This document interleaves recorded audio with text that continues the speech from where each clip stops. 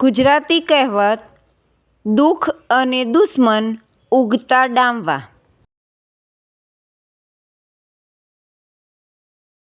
દુઃખ અને દુશ્મન ઉગતા ડામવા.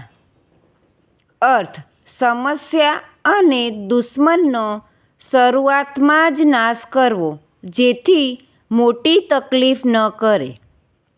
વાક્ય: રવિ દુઃખ અને દુશ્મન સમયસર ડામવા એ જ સાચી સમજદારી.